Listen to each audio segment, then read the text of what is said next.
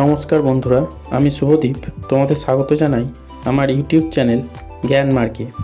এই ভিডিওতে আমরা রায় ও মার্টিন প্রশ্নবিচিত্রা থেকে অষ্টম শ্রেণীর ভূগোল বিষয়ে তৃতীয় পর্যায়ক্রমিক মূল্যায়নের 4 নম্বর সেট অর্থাৎ বেথুন কলেজিয়েট স্কুলের প্রদত্ত প্রশ্নপত্রটির সমস্ত প্রশ্নের উত্তরগুলি নিয়ে আলোচনা করব।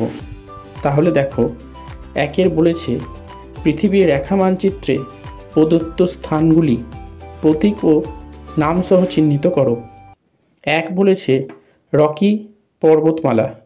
তোমরা মানচিত্রটিতে দেখো, এখানে একেবারে পশ্চিম দিকে একটা কালো রেখা দিয়ে রকি পর্বতমালাকে দেখানো হয়েছে।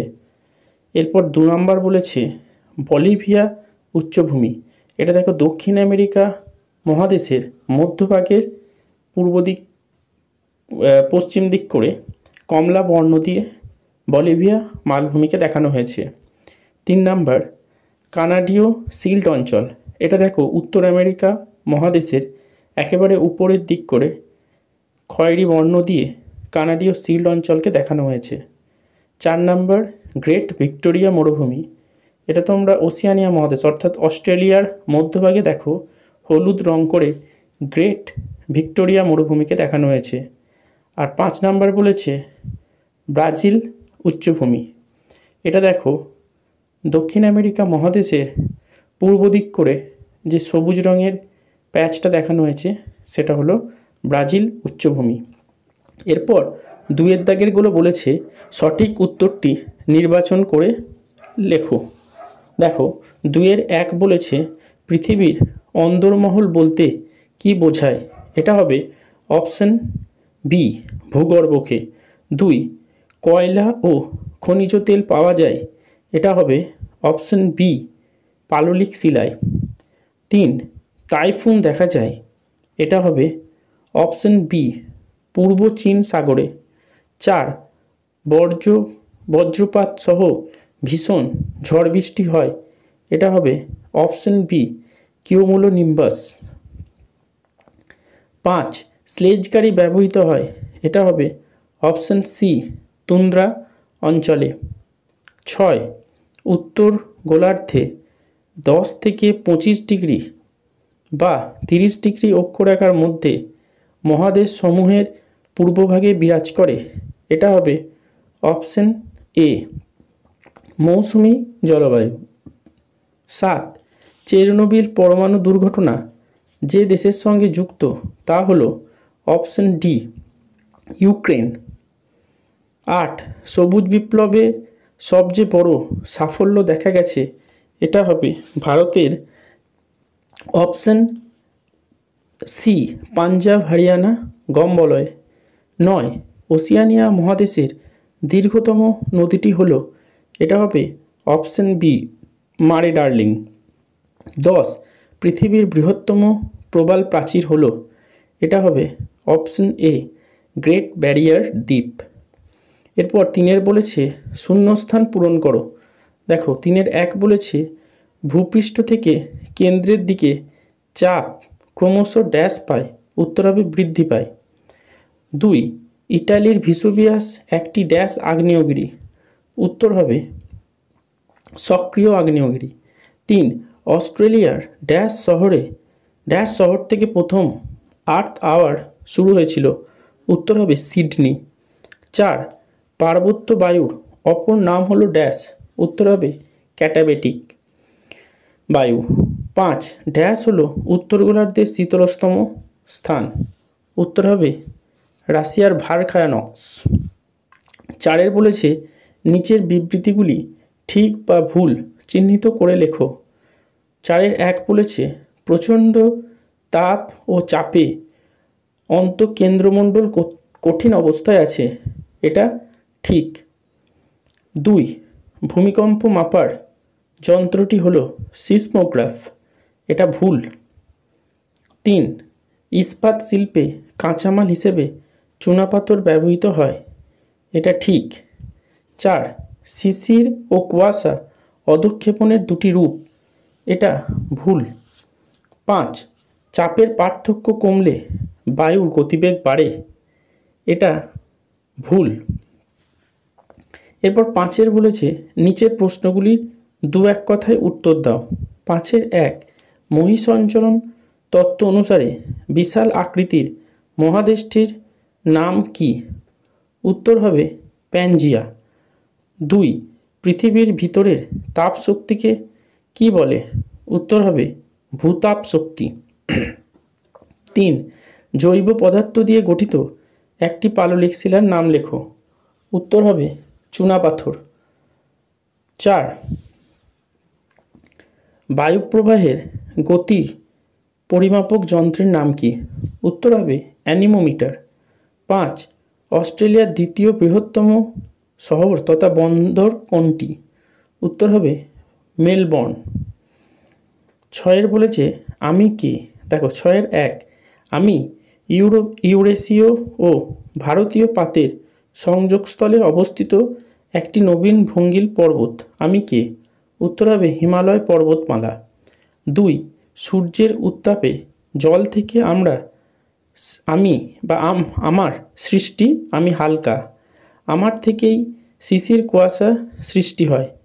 আমি বায়ুতে ভাসমান অবস্থায় থাকি। আমি কে? উত্তর হবে মেঘ। 3 আমার থেকে কালো বর্ণের মাটি তৈরি হয়।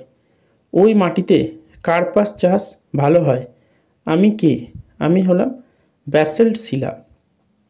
4 আমি পরমাণু বিদ্যুৎ কেন্দ্র জাপানের সুনামির সময় আমার বিস্ফোরণ ঘটে। আমি পরিবেশকে একেবারেই নষ্ট করে দিয়েছি। আমি কে? এটা হবে ফুকুশিমা পারমাণবিক বিদ্যুৎ কেন্দ্র। 5 আমি ব্রাজিলের নিরক্ষীয় বৃষ্টি অরণ্য। আমার এখানে গাছগুলি এত ঘনভাবে থাকে যে সূর্যের আলো সহজে অরণ্যের তলদেশে পৌঁছায় না। আমি কে? উত্তর হবে চাঁদোয়া স্তর। এরপর 7 বলেছে নিচের প্রশ্নগুলির উত্তর দাও। 7-1 শিলামণ্ডল বলতে কি বোঝো? উত্তর হবে ভূত্বক ও গুরুমণ্ডলের উপরিভাগের মধ্যবর্তী প্রায় 100 কিলোমিটার গভীরতা বিশিষ্ট অঞ্চলটিকে বলা হয় শিলামণ্ডল। 2 ভূকম্প তরঙ্গ কি? উত্তর হবে ভূমিকম্পের কেন্দ্র থেকে শক্তি যে রূপে চারিদিকে ছড়িয়ে পড়ে তাকে ভূকম্প তরঙ্গ বলে। এই ভূকম্প তরঙ্গ 3 প্রকারের হয়, যথা প্রাথমিক বা পি তরঙ্গ, 2 গৌণ তরঙ্গ বা এস তরঙ্গ এবং 3 পৃষ্ঠ তরঙ্গ বা এল তরঙ্গ। এরপর 3 বলেছে রেগোলিথ কি? উত্তর হবে আবহবিকারের ফলে শিলাখণ্ড চূর্ণ বিচূর্ণ হয়ে ভূপৃষ্ঠের উপর আলগা ক্ষুদ্রাতি ক্ষুদ্র শিলাচূর্ণের যে আস্তরণ গড়ে ওঠে তাকে রেগোলিথ বলে। এই রেগোলিথের সঙ্গে জৈব পদার্থ যুক্ত হয়ে মৃত্তিকার সৃষ্টি হয়। এরপর 4 বলেছে শিলাবৃষ্টি কি?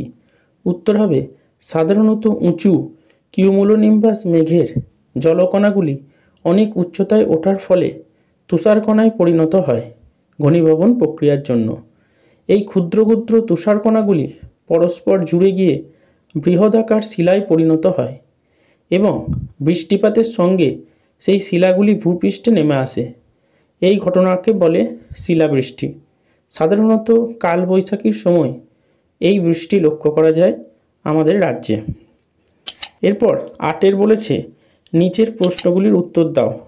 8-1 বায়ুপ্রবাহ ও বায়ু স্রোতের মধ্যে পার্থক্য লেখো। দেখো উত্তর হবে 1 বায়ুপ্রবাহ সৃষ্টির মূল কারণ বায়ুচাপের তারতম্য, কিন্তু সমুদ্র স্রোত সৃষ্টির মূল কারণ হলো সমুদ্র জলে ঘনত্বের তারতম্য। 2 বায়ুপ্রবাহ পৃথিবীর বায়ুমণ্ডলে তাপের সঞ্চালনে সাহায্য করে, অন্যদিকে সমুদ্র স্রোত পৃথিবীর বায়ুমণ্ডলে তাপের সঞ্চালনে সাহায্য করে। 3 সমুদ্র স্রোতের উপর বায়ুপ্রবাহের প্রত্যক্ষ প্রভাব পরিলক্ষিত হয় না, কিন্তু বায়ুপ্রবাহের উপর সমুদ্র স্রোতের প্রত্যক্ষ প্রভাব পরিলক্ষিত হয়। 4 বায়ুপ্রবাহের 4টি প্রকারভেদ লক্ষ্য করা যায়, যথা নিয়ত বায়ুপ্রবাহ, সাময়িক বায়ুপ্রবাহ, আকস্মিক বায়ুপ্রবাহ এবং স্থানীয় বায়ুপ্রবাহ। অন্যদিকে সমুদ্র স্রোত প্রধানত দুই প্রকারের হয়, যথা উষ্ণ সমুদ্র স্রোত এবং শীতল সমুদ্র স্রোত। এরপর 8-2 বলেছে মৌসুমি জলবায়ু অঞ্চল পৃথিবীর সর্বাধিক জনবহুল অঞ্চল কেন? দেখো, এর উত্তর হবে 1, অনুকূল জলবায়ু। এই জলবায়ু অঞ্চলের গড় বার্ষিক তাপমাত্রা থাকে 25 থেকে 30 ডিগ্রি সেলসিয়াস এবং গ্রীষ্মকাল উষ্ণ হলেও শীতকালে মৃদু শীত পড়ে। বর্ষাকালে পর্যাপ্ত বৃষ্টিপাত হয়, প্রায় 120 থেকে 170 সেন্টিমিটার। 2, সমতল ভূপ্রকৃতি। এই জলবায়ু অঞ্চলের বিস্তীর্ণ এলাকা সমতল হওয়াতে রেলপথ, সড়কপথ, শিল্পাঞ্চল গড়ে তোলার জন্য বিশেষ সুবিধা রয়েছে। 3, খনিজ সম্পদের প্রাচুর্য। এই জলবায়ু অঞ্চলে লৌহ আকরিক, ডলোমাইট, ম্যাঙ্গানিজ, বক্সাইট, কয়লা, তামা, খনিজ তেল প্রচুর পরিমাণে পাওয়া যায়। 4, কৃষি এবং শিল্পোন্নতি। এই জলবায়ু অঞ্চলে ব্যাপক ধান, পাট, ইক্ষু, তুলা, তৈলবীজ, চা, কফি, রাবার প্রভৃতি চাষ হয়। বৃহৎ শিল্পগুলির মধ্যে অন্যতম হল লৌহ ইস্পাত শিল্প, পাট শিল্প, কার্পাস বয়ন শিল্প, চা শিল্প ইত্যাদি। এই সকল প্রাকৃতিক এবং অর্থনৈতিক কারণের জন্য মৌসুমী জলবায়ু অঞ্চল অত্যন্ত জনবহুল হয়। 8-3 বলেছে চিপকো আন্দোলন সম্পর্কে যা জানো লেখো। উত্তর হবে 1973 সালে উত্তরাখণ্ডের গাড়োয়াল অঞ্চলের অধিবাসীরা অরণ্যকে রক্ষা করার জন্য এক অভিনব অহিংস আন্দোলন শুরু করেছিল। এই আন্দোলনের নেতৃত্ব দিয়েছিলেন সুন্দরলাল বহুগুণা। এটি ছিল স্বাধীন ভারতের সর্বাপেক্ষা জনপ্রিয়তম পরিবেশ আন্দোলন। আন্দোলনকারীরা তাদের জীবনকে তুচ্ছ করে গাছ কাটা রুখতে গাছ আলিঙ্গন করে রেখেছিল। সেই জন্য এই আন্দোলনের নাম চিপকো। হিন্দিতে চিপকো মানে হলো জড়িয়ে ধরা। এরপর 8-3 অথবাটা বলেছে স্থিতিশীল উন্নয়ন বলতে কী বোঝো, এর কর্মসূচিগুলি কি কি? দেখো, উত্তর হবে স্থিতিশীল উন্নয়ন হলো এমন এক ধরনের উন্নয়ন পদ্ধতি যার উদ্দেশ্য বর্তমানে প্রাকৃতিক সম্পদের সুষ্ঠু ব্যবহার ও উন্নয়নের সাথে সাথে ভবিষ্যতের মানব সমাজের উন্নয়নের অগ্রগতি অব্যাহত রাখা। এই স্থিতিশীল উন্নয়নের কর্মসূচিগুলি হলো 1, জীবাশ্ম জ্বালানিগুলির ব্যবহার হ্রাস করে অপ্রচলিত শক্তির উৎসগুলির ব্যবহার বৃদ্ধি করতে হবে। 2, বন সৃজন করতে হবে। 3, পানীয় জলের অপচয় বন্ধ করে বৃষ্টির জল সংরক্ষণের ব্যবস্থা করতে হবে। 4, জনসংখ্যা নিয়ন্ত্রণ করতে হবে। 5, কৃষি ও শিল্পক্ষেত্রে উন্নত প্রযুক্তির ব্যবহার করতে হবে যাতে পরিবেশ দূষণ কম হয়। এরপর 8-4 বলেছে আর্টিজিও কূপ কীভাবে গঠিত হয় লেখো।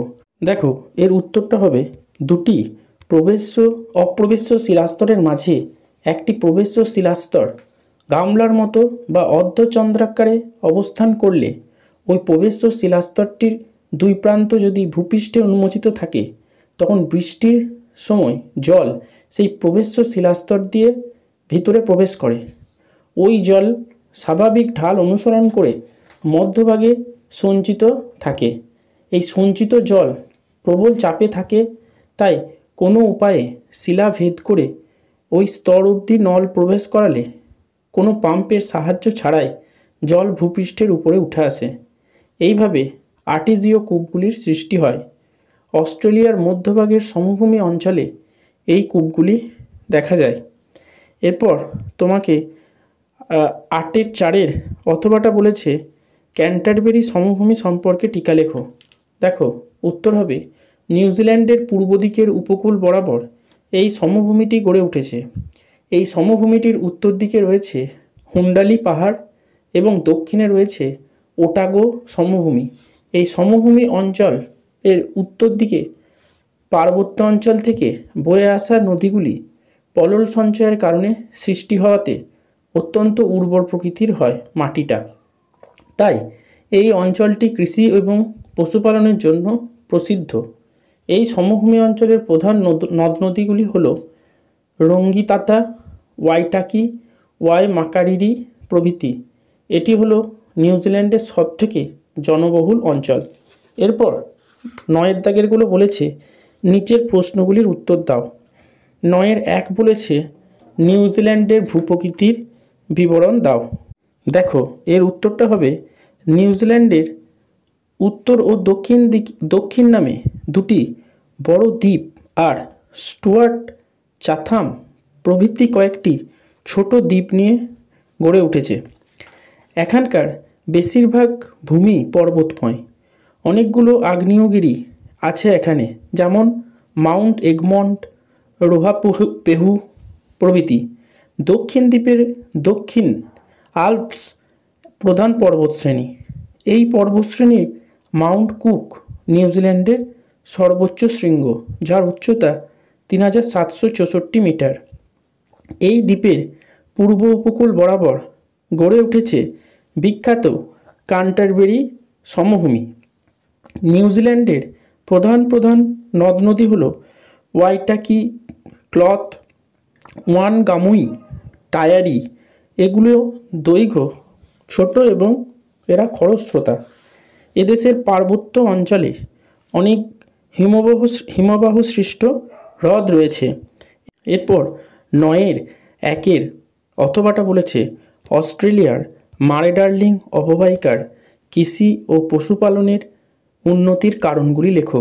দেখো এর উত্তর হবে 1 বিস্তীর্ণ উর্বর প্লাবনভূমি ও ডাউন্স তৃণভূমির অবস্থান।